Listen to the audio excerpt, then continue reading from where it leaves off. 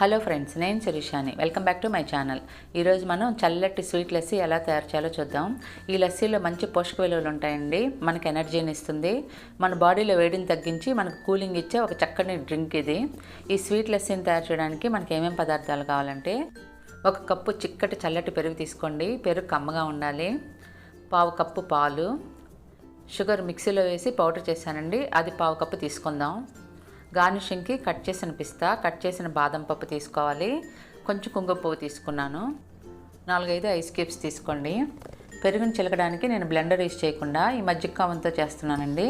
బౌల్లో పెరుగుని తీసుకోండి. నేను ఇది ఇంట్లో చేసిన పెరుగు. ఐస్ క్యూబ్స్ వేసుకోండి. కవంతో ఇప్పుడు చిలకండి. మీరు కావాలంటే విస్కర్ కానీ బ్లెండర్ కానీ యూస్ చేసుకోవచ్చు.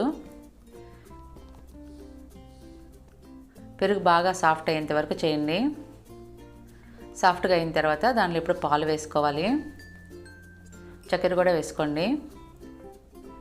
చక్కెర పెరుగులు అంతా బాగా కలిసేంత వరకు బ్లెండ్ చేయాలి. మీరు కావాలంటే ఇప్పుడు పావు టీ స్పూన్ యాలకుల పొడి వేసుకోవచ్చు.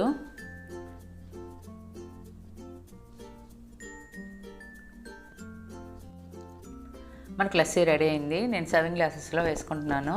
ఇక్కడ మట్టి వాడుతున్నానండి.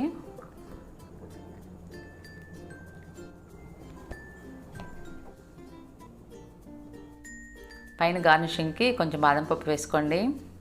పిస్తా, కుంకుమ పువ్వు వేసుకోండి. ఇప్పుడు మనకు చిక్కగా క్రీమీగా ఉండే స్వీట్ లస్సీ రెడీ.